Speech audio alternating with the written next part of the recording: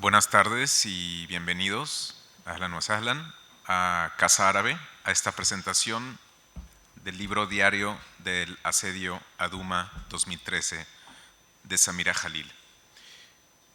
Es un deber recordar la tragedia de la población siria, de los ciudadanos de a pie que han perdido no solo la libertad de movimiento, sino el derecho a la vida. El viernes pasado, de la mano de la Asociación de Apoyo al Pueblo Sirio y de dos ONGs humanitarias, hablamos aquí de la acción tan necesaria para llevar víveres, medicamentos, para respaldar los derechos humanos que cada día se ven ultrajados por bombardeos, por ataques, por asedios, por fugas y huidas desesperadas que terminan en vidas ahogadas en la fosa común del Mediterráneo. Esas acciones que, aunque puedan parecer un grano de arena, por lo menos son una clara señal de que a alguien le importa. Y libros como este, que por cierto podréis adquirir a la salida afuera en la librería Balquís, son también una clara señal de que a alguien le importa. Y por ello creo que hay que darle un amplio reconocimiento a Ediciones del Oriente Medio y del Mediterráneo, pero también a Naomi Ramírez Díaz, traductora del libro, y a Santiago Albarrico, que nos acompaña hoy, filósofo y ensayista que ha prologado el libro, también a Yassin Sohat, que nos acompaña hoy, periodista hispano-sirio, con sede ahora en Estambul, y por supuesto a Yassin El-Hajj Saleh, intelectual sirio, editor y compilador de las notas de Samira Jalil, además de ser su marido. Escuchamos el viernes pasado de primera mano el silencio internacional que rodeó el ataque con armas químicas en Al-Ghouta, horror que también recoge el testimonio de Samira Jalil.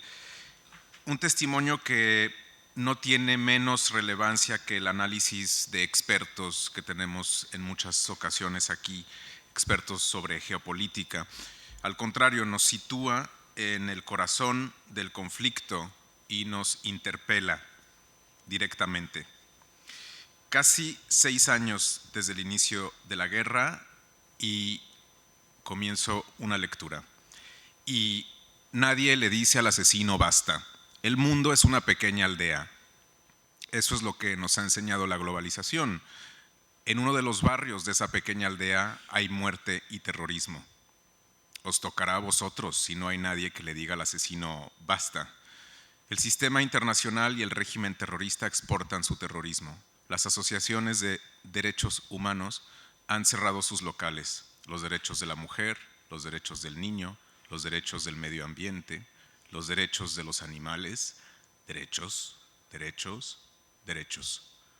Todas son organizaciones vacías como los derechos de nuestros ciudadanos. Estarán presentes cuando esto acabe. Vendrán a la zona destruida, empobrecida y desangelada. Trabajarán con seriedad y diligencia. Elaborarán informes diarios sobre la brutalidad. Jugarán un gran papel y lograrán grandes cosas. Cuando venzamos a la bestia, vendrán muchas organizaciones vacías que enviarán los estados, desde organizaciones de derechos del niño hasta organizaciones de derechos de la mujer, pasando por los derechos de los animales, sin olvidar el medio ambiente. Harán grandes cosas y no escatimarán en la reconstrucción. Elaborarán sus informes sobre la brutalidad en la que se ha visto sumida aquí la gente. No comió del pan que trajo. Le dijo: eres el hombre de la casa. Él tenía 10 años, pero las casas se han quedado sin sus soportes económicos. Fue a por pan y llegó con una bolsa, pero los fragmentos de la metralla quemaron su pequeño cuerpo. No comió del pan que traía. Con sus manitas abrazaba el pan, amasado con su sangre. Son páginas, desde luego, muy, muy duras, muy crudas, que nos muestran la cotidianidad de los habitantes de Duma y bueno, voy a darle la palabra a nuestros intervinientes hoy.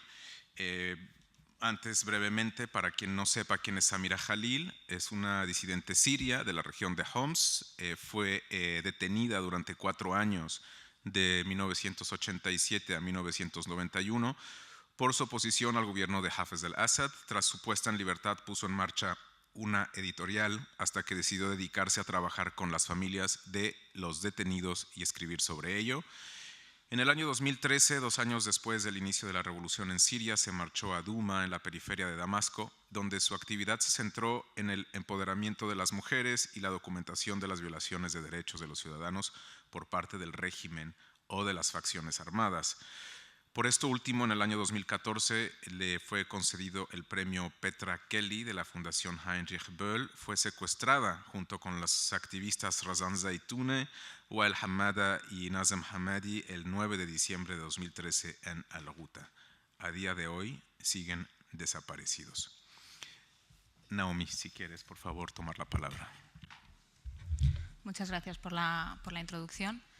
Bien, yo dudaba de cómo empezar a hablar hoy y pues lo habitual sería dar las gracias a todo el mundo que ha llegado hoy aquí para escucharnos, pero creo que a la primera persona que hay que darle las gracias es a Samira por haber tenido digamos, el sentimiento humano de recoger este tipo de episodios, recogerlos sin siquiera pensar en publicarlos, sino pues en unas notas que ella recogía, en unos folios sueltos. En muchas ocasiones probablemente eso tenía que acabar en Facebook, pero por desgracia no había electricidad y por tanto no podía subirlo a la red. Y bueno, el hecho de que ella recopilase estas situaciones, escenas, momentos de la vida en Duma en 2013, pues ha hecho que hoy tengamos un testimonio directo y que en ningún caso pretendía ser una especie de crónica periodística ni digamos ser un éxito en ventas, ¿no? Sino simplemente transmitir lo que ella estaba viendo. Eso lo primero, ¿no? Que no olvidemos que aquí estamos hablando hoy de Samira. Es importante reseñar que Samira, como bien ha dicho Karim, es una opositora al régimen desde hace mucho tiempo. Es decir, como la gran mayoría sabrán, en Siria lleva gobernando la misma familia más de 40 años, 50, ya hemos perdido la cuenta, ¿no? Desde el año 70-71.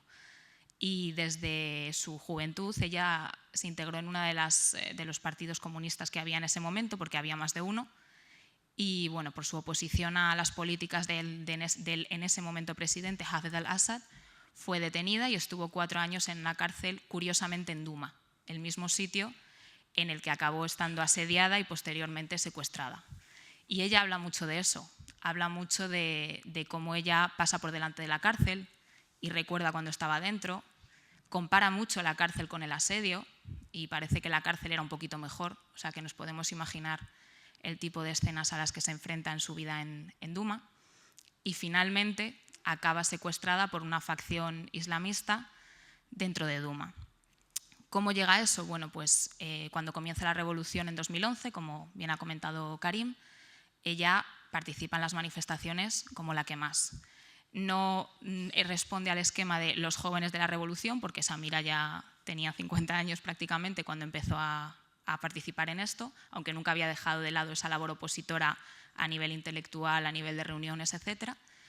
Y ella participa en esta revolución como había participado del Partido Comunista oponiéndose al régimen años atrás. Se manifiesta por diferentes motivos y en un momento dado el régimen empieza a buscarla.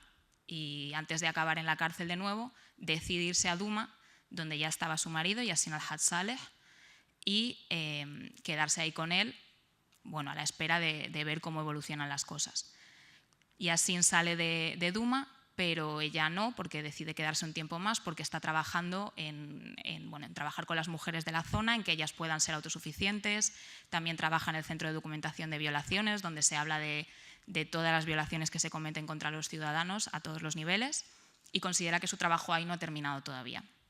Pero tiene miedo por su propio marido, ¿no? Y decide que salga porque él es un opositor también conocido. Yassin al-Haj Saleh ya estuvo 16 años en la cárcel también, detenido por el mismo régimen que la había detenido a ella, y eran conscientes los dos de la situación. él se marcha, pero ella se queda, y prácticamente unos pocos meses después de que él se marche, o ni siquiera un mes, se impone un asedio a la ciudad de Duma, que es donde estaba ella.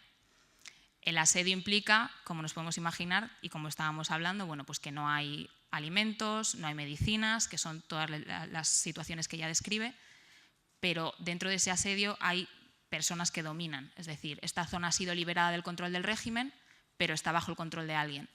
Y el control lo tiene en esa zona una facción islamista salafista llamada Ejército del Islam, que a día de hoy se puede entender que sean los que secuestraron a Samira por la simple razón de que ellos tenían el poder ahí. Entonces, o saben quién ha sido o han sido ellos, ¿no? Parece bastante claro. Y esto es muy simbólico porque, en cierto modo, demuestra cómo esa revolución en la que han participado todos empiezan a querer engullirla determinadas facciones con unos intereses muy claros que en poco se diferencian del régimen, porque el mismo régimen que la había detenido a ella, el régimen que la había detenido a ella no se diferencia tanto de estas facciones que la han acabado secuestrando, ¿no? Eso como pequeña introducción de quién es Samira y qué supone este libro.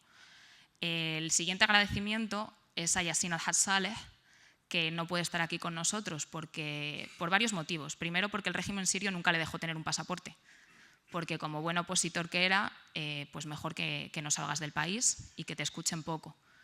Entonces, lo único que ha podido hacer ha sido escapar a Turquía, donde en ese momento pues, los sirios no necesitaban ningún tipo de visado ni nada, y ahí pues está viviendo. Y a día de hoy no puede salir del país y por tanto no puede estar con nosotros, aunque luego pondremos un vídeo en el que ha querido explicar él también qué significa Samira y qué significa Samira en Siria, ¿no? Entonces, eso se lo dejo a él, que lo explica mejor que nadie.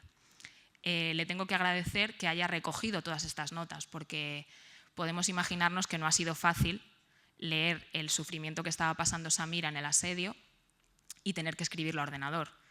Me lo puedo imaginar porque yo lo he traducido, y si a mí me ha costado traducirlo porque son situaciones duras y porque puedes imaginarte lo que está viviendo, si es tu mujer tiene que ser bastante más duro. Entonces hay que agradecerle ese esfuerzo sobrehumano que ha hecho y bueno, que es impagable ese trabajo que ha hecho. También quiero agradecer a Ediciones de Oriente y el Mediterráneo, siento no haber empezado por vosotros, por haber apoyado este proyecto desde el primer momento, en el que les propuse la traducción de este libro. Al minuto 1 estábamos trabajando y ha sido un trabajo rápido, y en menos de 2 meses teníamos el libro porque bueno, queríamos llegar al por desgracia, 3er aniversario del secuestro de Samira, Razan, Wael y Nazem. Y bueno, pues hemos llegado y aquí estamos hoy para presentarlo, así que muchísimas gracias por vuestro apoyo.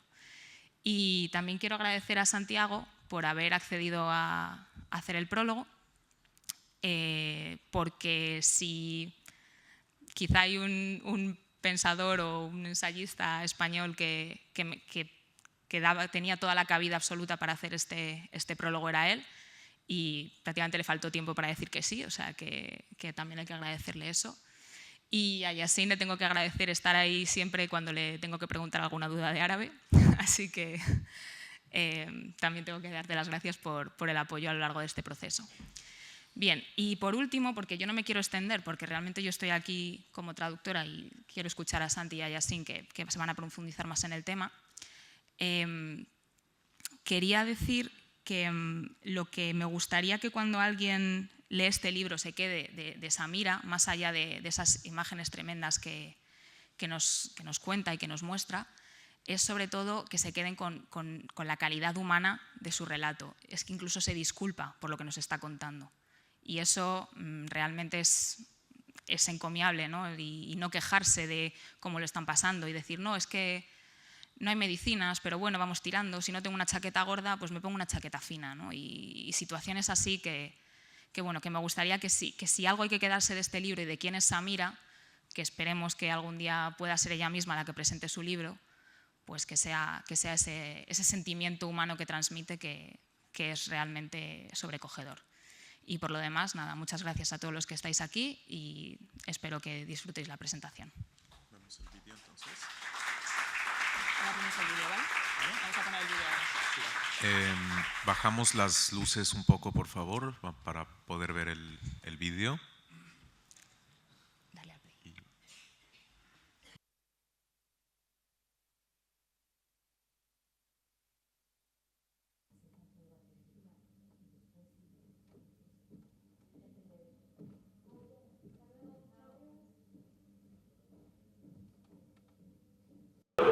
بسوريا رمزية كبيرة جدا متعددة الأوجه. أولا أنه هي معتقلة سياسية سابقة وبالتالي ترمز لاستمرارية كفاحنا خلال جيلين، ثم أنه هي امرأة وترمز للدور الكبير للنساء السوريات، امرأة حديثة المظهر، وكان مظهرها وسلوكها مرتبطين بدورها طوال الوقت، ولأنه هي اختطفت على يد إسلاميين، وهذا يرمز إلى تعدد جبهات كفاحنا.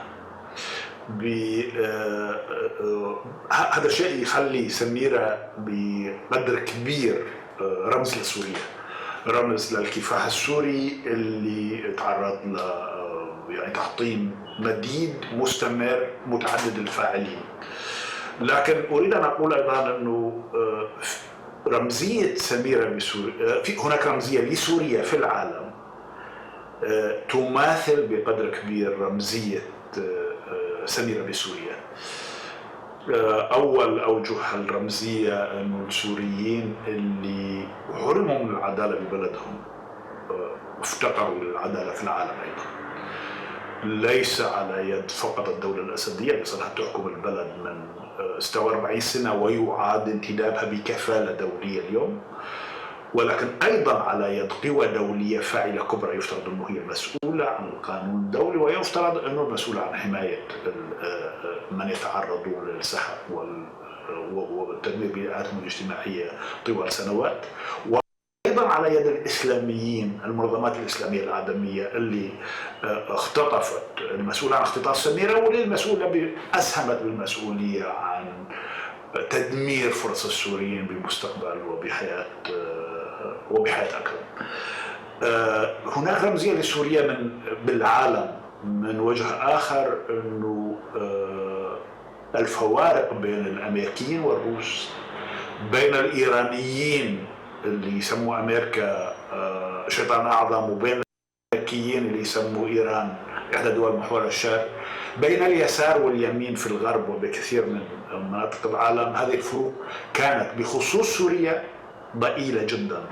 هناك إجماع مميت نحتاج لمواجهته إلى انقسام موقف، إلى تغيير بالنموذج ككل، تغيير بالبارادايم، بحيث أن تتشكل مساحات جديدة للصراع الفكري والسياسي، بحيث أنه تتشكل رمزيات جديدة وذاتيات جديدة وتيارات وقوى جديدة. الصراع السوري، التزامي الشخصي تجاه سميرة وتجاه الصراع السوري هو المساهمة ببناء هذه المساحات الجديدة للصراع، هي خلق الانقسامات الجديدة في الحقيقة بعد موت أو الانتحار اللي مارسه اليسار التقليدي، ونحو بناء هذه الرمزية اللي تربط بين سميرة وسوريا وتربط بين سوريا والعالم. كزوج لسميرة، كسوري، وككاتب، هذا هو التزامي الأساسي اليوم، ويعني طالما عندي فرص للعمل وللحياة.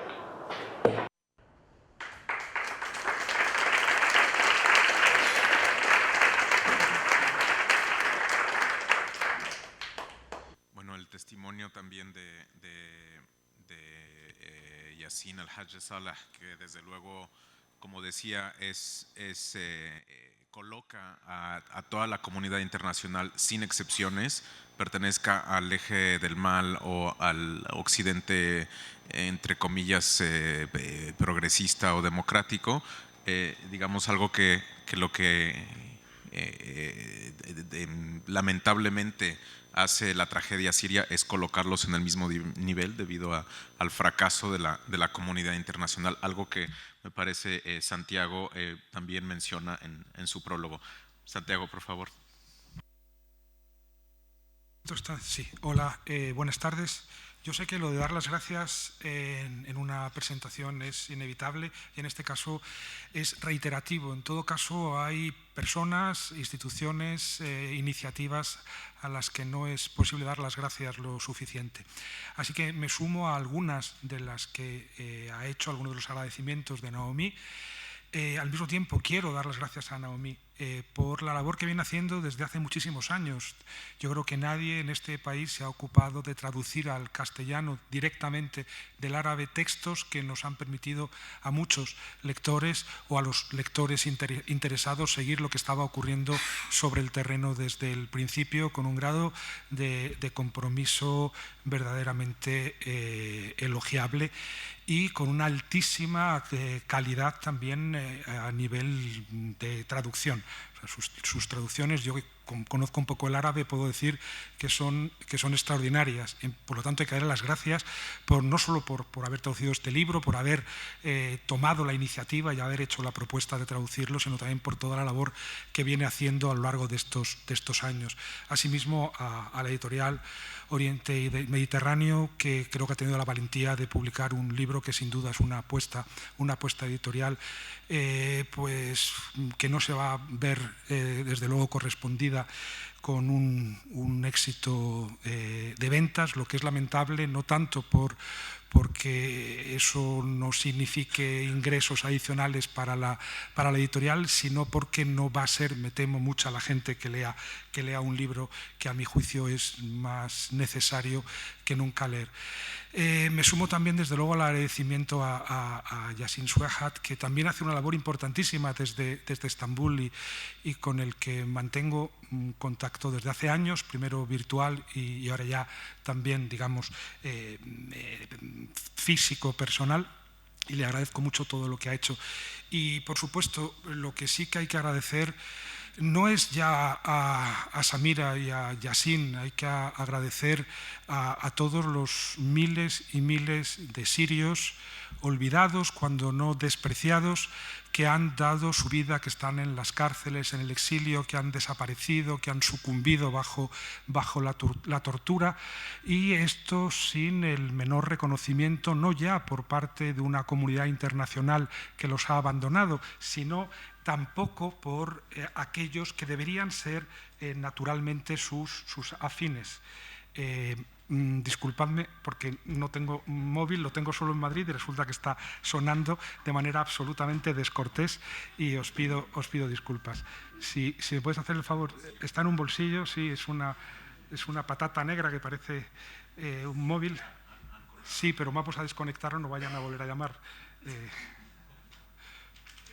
Eso. Desconéctalo tú mismo si sabes, no sé. Sí, gracias. Bueno, pues decía que a mí es esto lo que me preocupa, lo que me ha preocupado desde el principio, a través también de mi experiencia personal en el mundo árabe y de mi relación con Siria. Lo que me ha preocupado es algo en lo que no deja de insistir Yasin al-Haj Saleh en todos los textos que ha escrito desde el principio de la revolución siria, desde marzo del 2011. Yasin al-Haj Saleh, que a mi juicio es uno de los grandes intelectuales vivos del mundo. Yo digo en mi prólogo que si hubiera sido estadounidense como Chomsky o francés como Sartre, pues hoy tendría un prestigio y una audiencia infinitamente más grande y sería sin duda proclamado como uno de las grandes voces comprometidas de este mundo. Pero bueno, pues como es sirio, y de esto me gustaría hablar, pues es apenas escuchado por algunos que no se interesa seguir lo que está ocurriendo en Siria y solidarizarnos, al menos desde lejos, con todos los que han dado su vida o padecen persecución y cárcel bajo el régimen del Assad. A Yasin al-Haj Saleh le interesa marcar un triple frente. Un triple frente, desde luego, El primero es el del régimen de Bashar el-Assad, primero de su padre Hafez el-Assad. Como dice en la presentación que ha hecho en el vídeo, su lucha, la de Samira y la de sus compañeros, es una lucha de ya 2 generaciones al menos, una lucha que tiene 30, 40 años y que, como en el caso de Samira y de Yassin, ha tenido un coste personal altísimo. Por lo tanto, este es un frente. El otro frente es el de los yihadistas, que dice que los tratan como infieles. Y el otro frente, que es en el que me gustaría centrarme rápidamente en los próximos minutos, es en lo que él dice, los occidentales, que nos tratan como si fuéramos primitivos. En definitiva, con un poco de desprecio. Y aquí, como también dice Yassin en su presentación, no hay ninguna diferencia entre la mirada de la derecha y la mirada de la izquierda, entre la mirada de los países que han sacrificado a Siria en nombre de intereses geoestratégicos, pero de los que no se esperaba otra cosa, desde Estados Unidos a Rusia, pero esos otros países que parecía que tenían otra mirada sobre el mundo, en los que algunos habíamos buscado también una esperanza, esos países que al otro lado del Atlántico iniciaron un ciclo progresista en América Latina y de los que hubiéramos esperado una respuesta diferente. Para mí ha sido particularmente doloroso encontrarme de pronto con una izquierda tan orientalista como la derecha, con una mirada tan displicente respecto de las luchas regionales en todo el así llamado mundo árabe, que incluye luchas de otros pueblos también, amasig, bereberes, kurdos, etc. Esta mirada, en definitiva, orientalista, una mirada que reproduce la mirada que, por ejemplo, desde América Latina siempre se ha denunciado. Para mí ha sido particularmente doloroso el papel que ha cumplido América Latina desde el comienzo de las revoluciones árabes y sobre todo cuando la revolución siria se desencadena y amenaza un régimen con el que América Latina, por razones diversas que no voy a tocar, mantenía y mantiene lazos casi orgánicos de complicidad. Fue muy duro comprobar de pronto que países como Venezuela cumplen el papel que bajo la Guerra Fría cumplía la Unión Soviética y de alguna manera imponen a la izquierda mundial cuál debe ser la posición a adoptar respecto de todas las revoluciones que sacuden el mundo árabe, el Magreb y el Mashrek, y sobre todo respecto de la revolución siria.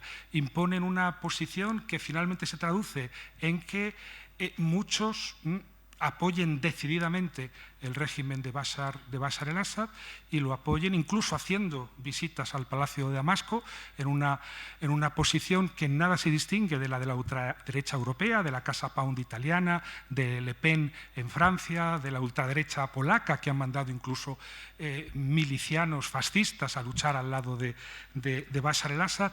Por lo tanto, impone una posición que es, por un lado, de apoyo abierto, decidido, entusiasta a Bashar el-Assad, al califican de humanista, socialista y antiimperialista, ignorando los datos que demuestran lo contrario, e imponen también al resto de la izquierda, imponen algo así como un silencio vergonzante.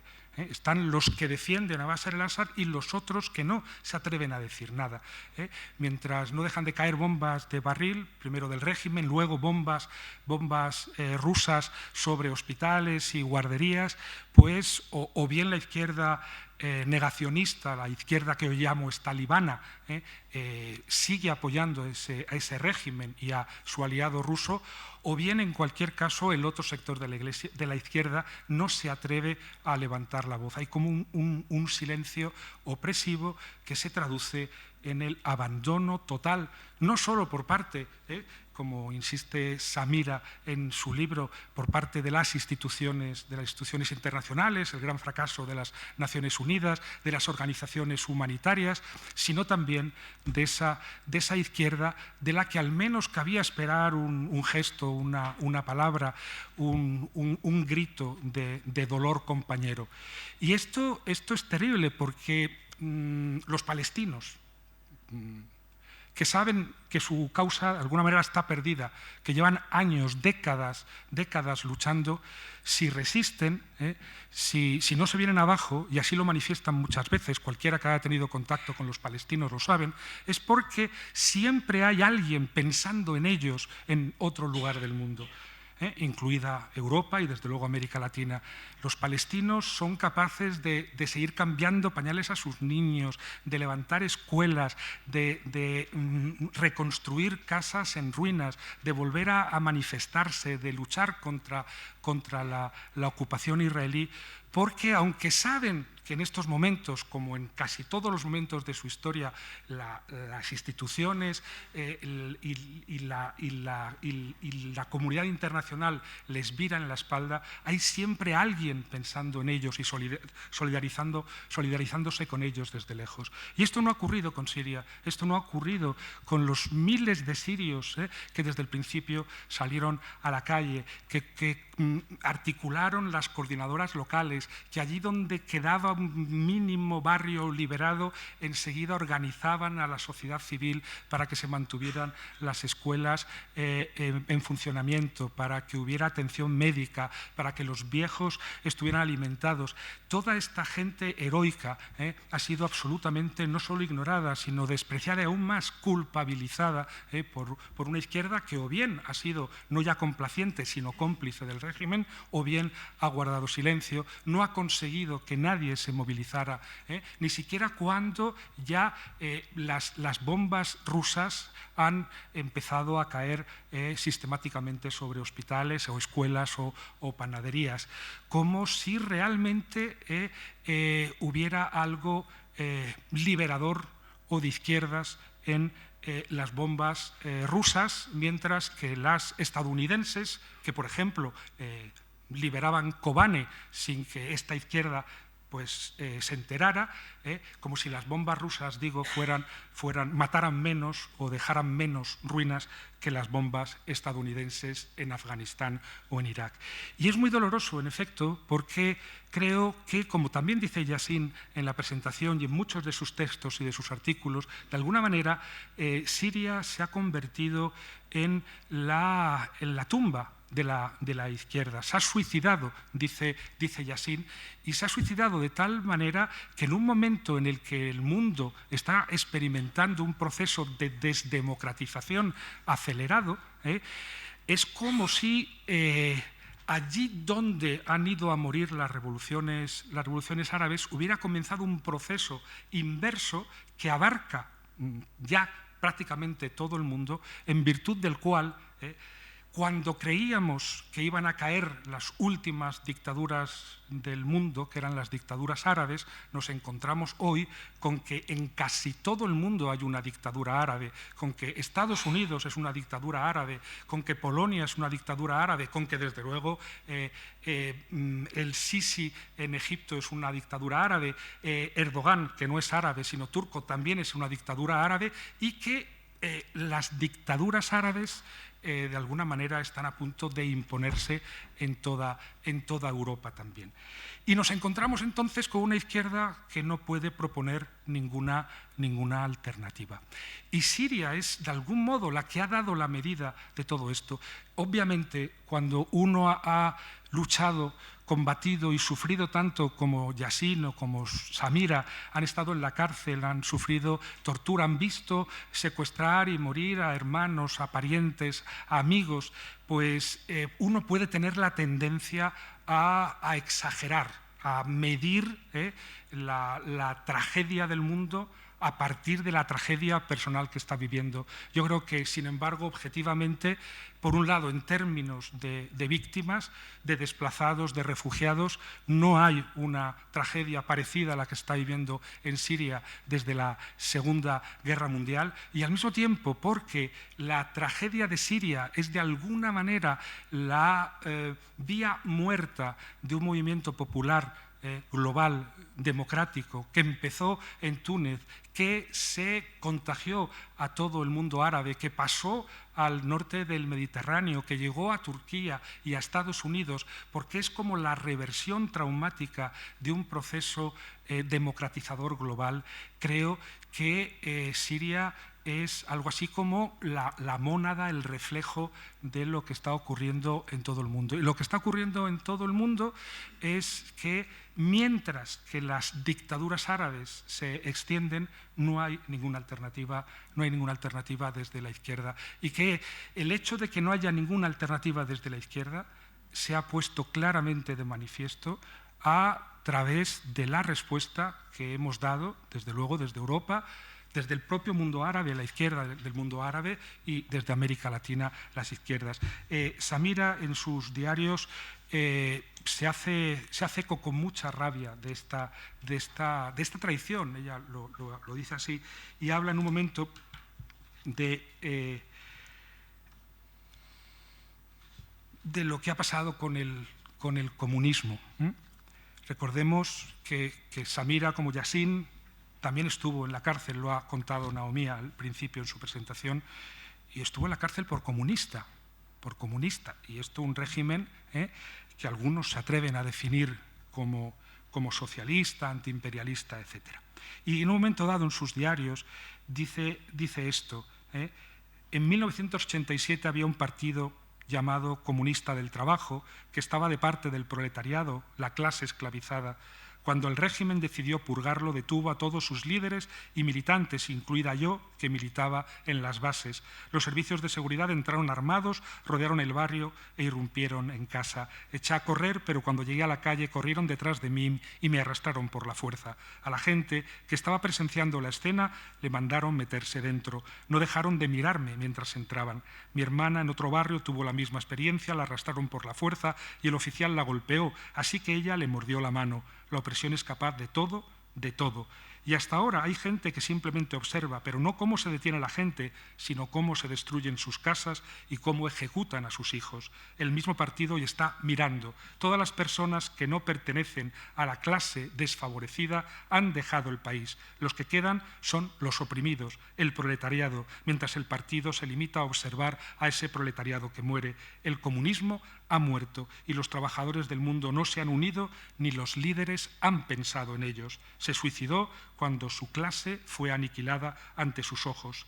El Partido del Trabajo y los que quedan, que Dios tenga misericordia de vosotros. Os deseo larga vida con la muerte de vuestra clase oprimida, vuestra revolución y vuestros cánticos. Larga vida a vosotros por los que ya no están. Destino miserable. Cuando a Yassin al-Haj Saleh hoy le preguntan si es comunista, él dice que no.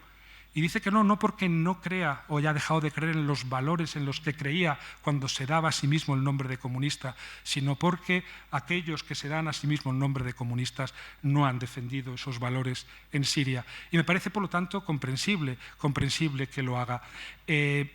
Los diarios de Samira creo que tienen el valor de recordarnos de una manera, yo diría que acusatoria, particularmente acusatoria, este abandono. ¿Y por qué digo particularmente acusatoria? Porque, como el propio Yassin recordaba en su presentación, casi que nos sentimos obligados a recordar que en Siria hay gente como nosotros, es decir, que viste como nosotros, que bebe alcohol como nosotros, que milita en partidos de izquierdas como nosotros, gente moderna como nosotros, como si realmente estuviese justificado a los que no visten como nosotros, a los que no beben alcohol como nosotros o a los que no militan en partidos progresistas como nosotros. Pero es importante recordarlo, para mí es muy importante recordar que cientos de miles de sirios que son exactamente igual que nosotros, que luchan exactamente por lo mismo que nosotros, se han visto abandonados por una izquierda que considera legítimo en España combatir una monarquía que no mata a nadie, mientras que considera que los sirios no tienen derecho a levantarse contra una dictadura hereditaria que ha matado a cientos de miles de personas y ha hecho desaparecer bajo tortura a miles y miles de personas. No puede ser que seamos nosotros desde aquí quienes decidamos cuándo y cómo deben rebelarse los pueblos contra sus dictaduras. Creo que cuando a alguien a mí me reprocha defender la revolución siria, lo que queda de la revolución siria, cuando alguien me reprocha recordar que todavía hoy, cada vez que hay una tregua de entre las ruinas, vuelven a salir sirios que se manifiestan al mismo tiempo contra Bashar el-Assad y contra los yihadistas, pues cuando yo recuerdo estas cosas y me lo reprochan, siempre invito a aquellos que lo hacen a explicarles ellos por qué los sirios no tienen derecho a rebelarse contra su dictadura, mientras que ellos sí tienen cómodamente el derecho, por un lado, a luchar por mayor democracia en España y al mismo tiempo derecho a decirles si tienen o no tienen derecho a rebelarse los sirios contra las dictaduras. Yo creo que es muy dolorosa la situación que ha revelado el caso de Siria respecto de la izquierda mundial, en un momento, como digo, en el que la desdemocratización global nos debería estar pensando en cómo articular alguna fuerza capaz por lo menos de poner freno a esa desdemocratización. Yassin al-Haj Saleh siempre recuerda que precisamente porque en estos momentos la guerra de Siria es múltiple, y esa guerra es múltiple yo creo en todas partes, pues tiene que haber tiene que darse una cierta prioridad a la guerra cultural. En un momento dado dice Yassin que contra un solo enemigo se puede vencer por las armas, que contra dos enemigos a lo mejor se puede vencer a través de la política, pero cuando los enemigos son tres, como este es el caso, ¿no? Un occidente que los considera primitivos, un yihadismo que los considera infieles y un régimen que los mata como si fueran animales, pues que es muy necesario ofrecer, allí donde además se ha producido el suicidio de la izquierda, ofrecer una alternativa cultural, un discurso, una alternativa simbólica. Esa alternativa simbólica no existe hoy por hoy. Creo que, y lamento acabar con una nota sombría, se avecinan tiempos muy malos y que para lo que debería servirnos el libro que hoy se presenta aquí, estos diarios de Samira, es, por un lado, desde luego, para no olvidar a las víctimas, para dar las gracias a los héroes y para plantearnos desde aquí algún tipo de política que altere la relación de fuerzas global y nos permita defender los derechos humanos allí donde se violan y solidarizarnos con todos aquellos que luchan en cualquier lugar del mundo por lo mismo que luchamos nosotros. Gracias.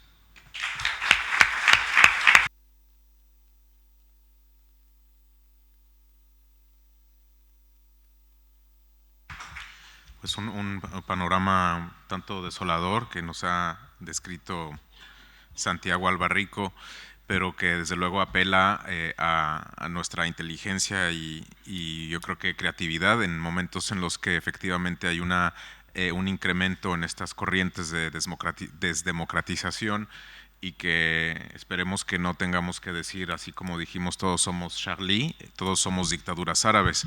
Desde luego, el caso de Rusia también es bastante digamos, escalofriante, el hecho que sea Rusia la que esté ahora reemplazando, digamos, la Pax americana o las condiciones de estabilidad en Oriente Medio por un país que desde luego dista de tener valores democráticos. Yassin Suahat, por favor, el micrófono es tuyo. Bueno, suelo odiar los micrófonos, así que... Buenas tardes. La verdad no es nada fácil ahora empezar a hablar después de Naomi, después de Santiago Alba. Voy a intentar hacer lo mejor que pueda. Y, por supuesto, sumándome a todos los agradecimientos que antes mencionaron. Cuando intentábamos consensuar una fecha para esta presentación, dado que algunos de nosotros estábamos fuera y teníamos que venir, es profeso, para ella, acabamos acordando el 2 de febrero que, paradójicamente, nos enteramos luego, yo no lo sabía por lo menos, que era el cumpleaños de Samira. Hoy está Samira de cumpleaños. Y es el 4º cumpleaños que pasa en cautiverio. También, con el mismo grado de simbolismo para Siria, hoy es el 36 aniversario de la masacre de Hama.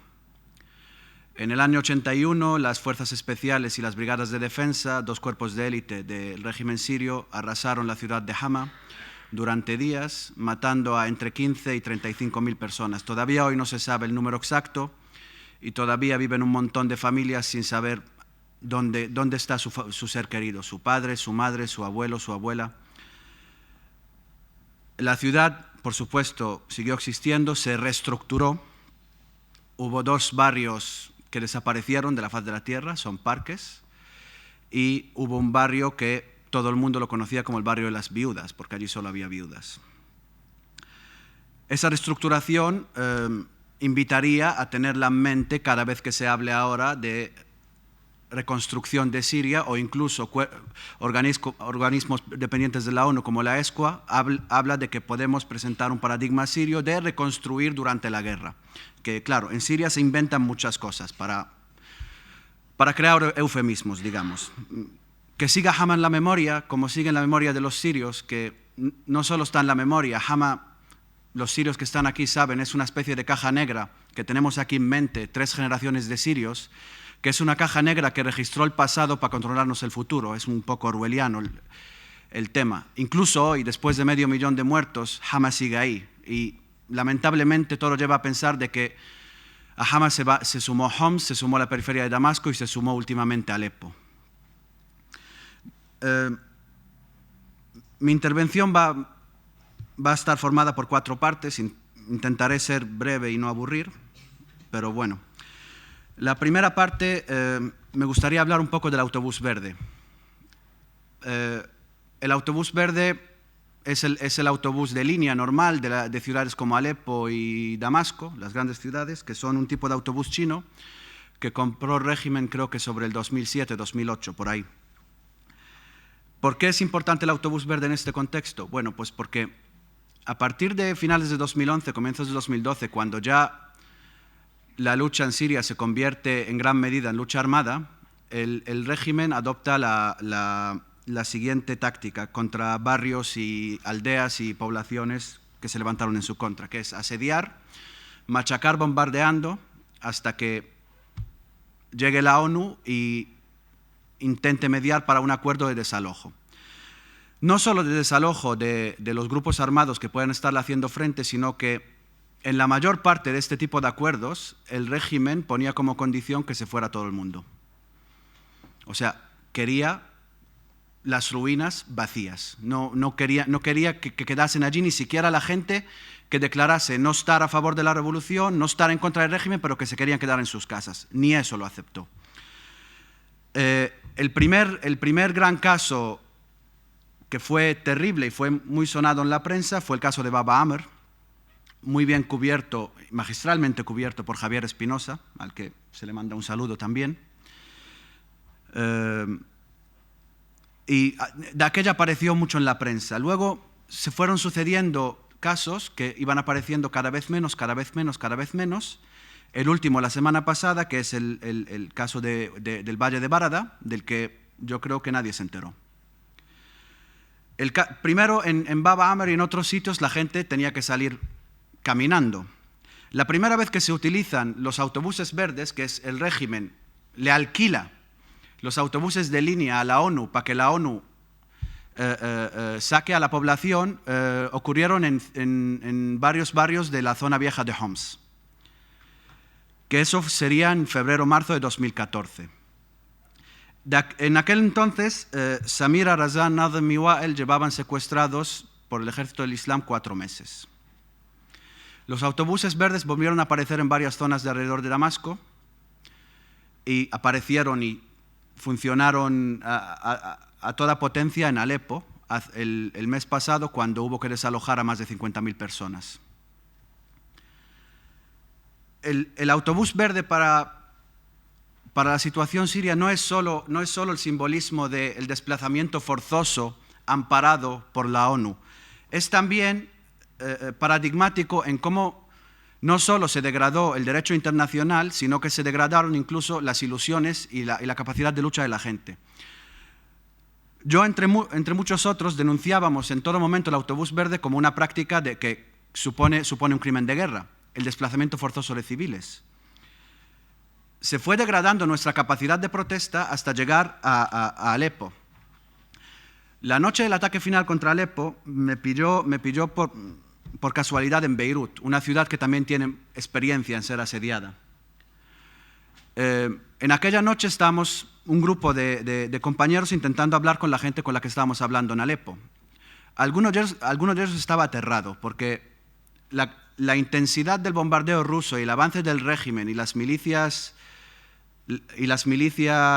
¿cómo le llaman?, paralelas, tanto iraquíes como iraníes, parecía que no aceptaban ningún tipo de acuerdo, que iban hasta el final y que íbamos a vivir otro Hama. Uno de los chicos, un chico de 25 años con 2 hijos, estaba con un ataque de pánico terrible.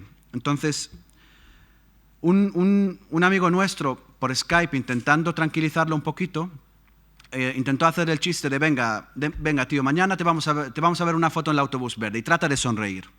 Pues salió en el autobús verde y sonrió.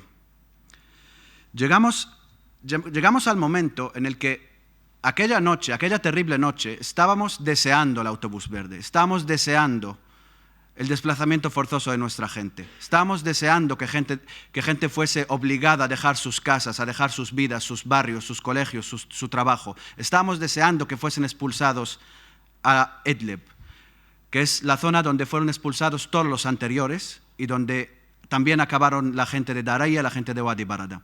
Idlib hoy es la nueva franja de Gaza de una población siria que cada día está siendo más palestinizada a manos de un régimen que cada vez es más Israel. Esa legitimación del crimen sistemático de guerra, esa normalización, ese no pasa nada, eso de convertir una práctica como el desplazamiento forzoso tras asesinar, tras bombardear, tras cometer masacres interminables que sufrió Siria en estos últimos años, no tiene precedentes. El derecho internacional siempre fue violado, y siempre fue violado por el más poderoso, pero nunca fue tan fácil, y nunca fue tan político, nunca fue tan obvio. Es que llegamos al momento de estar tan invisibilizados, tan ultrajados, tan humillados, de intentar luchar porque se nos cometa contra nosotros el crimen contra la humanidad menos doloroso. En vez de una masacre, pues venga, que echen a decenas de miles de personas de sus casas. Hoy en Siria, en el país en el que sigue gobernando Bashar al-Assad, un aliado muy apetecible, un interlocutor válido para la mayor parte del mundo, sigue habiendo más de 1 millón de personas sitiadas, 1 millón de personas esperando el autobús verde, 1 millón de personas a los que China encantada va a vender autobuses para desplazarlos. La segunda parte que me gustaría hablar, me estoy liando mucho. Bueno, la segunda parte la titulé un poco lo invisible, intentando un poco pensar no solo por qué las élites de este mundo normalizaron lo grotesco en Siria, sino también en pensar en una reacción general, una reacción popular que sobrepase derechas e izquierdas, que llegue a la cultura, que llegue al activismo, que llegue a la sociedad civil. Y voy a hablar un poco sobre un tema que, bueno, le pusimos un nombre un poco así de chiste, que es la gentrificación de del drama de los refugiados. Pero antes voy a mencionar un detalle que ocurrió una semana antes de la tragedia de Alepo. Anne Bernard, que es la directora de la oficina de New York Times en Beirut, entró a Damasco a principios de diciembre a hacerle la enésima entrevista a Bashar al-Assad, que por cierto fueron 22 en el 2016. Ni Obama dio 22 entrevistas. En esa entrevista, Bashar, un tío que se cree filósofo, suelta la siguiente perla, y cito: la estructura social y la cohesión social en Siria, tras estos 5 años, está mucho mejor ahora. Imaginémonos que nos adherimos al discurso de Bashar al-Assad de que él no es el culpable de esa guerra, que fue un complot internacional, etcétera, etcétera. Olvidémonos que fue una guerra, fue un volcán. ¿Cómo puede alguien decir que un volcán que mató a 500.000 y provocó el desplazamiento de 5 millones haya supuesto una mejora de la cohesión social de su país? ¡Qué barbaridad! Por supuesto, si uno se sabe un poquito el discurso de Bashar al-Assad y el discurso del primer mundo interno de sus allegados, estos que aparecen en la lista Falcini, estos que siguen teniendo dinero en Suiza, etcétera, etcétera, entendemos que para él se le fiele de que, bueno, al fin y al cabo, de Siria se fue la chusma, analfabeta, rural, que se la coma Turquía o que se la coma Europa. A mí me queda la gente más tal. Y por eso, de ahí, el autobús verde es una manera de vaciar las zonas rebeldes, luego ya las repoblaré con quien me apetezca y el resto, repetimos, que se los coma Turquía. A mí, en aquel momento, la verdad, no me pareció terrible lo que haya dicho Bashar al-Assad. Ya estamos más que acostumbrados a él y al padre, son 46 años. O sea, mi padre, que ya está jubilado, era menor de edad cuando empezó a gobernar el Ba'ath. Lo que me pareció terrible es que en uno de los mayores medios del mundo, que es el New York Times, Bashar haya dicho semejante barbaridad y 2 meses después sigo de vez en cuando buscando en Google a ver si alguien pilló la frase y se le ocurrió escribir un artículo de: señores, este tío es un genocida. Pues no escandalizó. Está totalmente normalizado. Está totalmente normalizado porque o bien hay gente que es cómplice, consciente de ello, o hay gente que realmente Siria le pilla lejos. Le pilla lejos sentimentalmente, le pilla lejos, cree que geográficamente, y el único momento en el que hubo contacto con el drama sirio, que fue la crisis de los refugiados, pues esta crisis, digamos que la llamamos en broma que se gentrificó. Voy a explicar qué quiero decir con gentrificarme, con qué se gentrificó. Llevaba un par de años sin venir por Madrid. Llegué hace unos días y, bueno, soy de provincias, tuve que ir a la Puerta del Sol a pasear y vi el coche de la policía municipal. Me llamó la atención, el decorado multiculturalista de que la palabra policía aparece en 8 o 10 idiomas. En árabe, en chino, en inglés, en francés, en idiomas que no reconozco. Y siguiendo mi paseo de provincias, llegué a Cibeles y me encuentro en el ayuntamiento que pone Refugees Welcome en inglés. En España. ¿Por qué? El que consiguió un traductor para que ponga policía en árabe, que consiga un traductor que ponga Ahlan bil Laji'in. Ese detalle que, sí, de verdad, a primera vista es de chiste, es un ejemplo más de que el lenguaje que se utilizó en la época de la crisis de los refugiados era una crisis de aquí, era una crisis de Europa y era un enfrentamiento entre europeos. El refugiado realmente siempre fue un sujeto pasivo y fue un sujeto pasivo porque tenía que serlo, porque entrar en por qué este refugiado es refugiado era meternos en camisas de 11 varas, con lo cual había que presentarlo en un discurso ultra humanitario en el que no hay política, no sabemos por qué ese refugiado llegó aquí, y cuanto más y cuanto menos política hay en un tema tan importante como que hay millones de personas que tuvieron que huir de su país, más hay que utilizar un lenguaje humanitario. Un lenguaje humanitario que cuando se usa en exceso, acabas convirtiendo a su destinatario, que sería el refugiado, en no solo un sujeto pasivo, en un ente silencioso. Hay que clasificarlo como refugiado. O sea, incluso si pensamos de un refugiado que está aquí, vale, vamos a olvidarnos de por qué vino. ¿Hasta cuándo un refugiado es refugiado? ¿Qué significa ser refugiado? ¿Qué derechos te da? ¿Qué obligaciones te da? ¿Qué habilidad te da para expresarte políticamente? ¿Eres un animal político? ¿Puedes hablar de política de tu país de destino? ¿Puedes hablar de política de por qué estás aquí?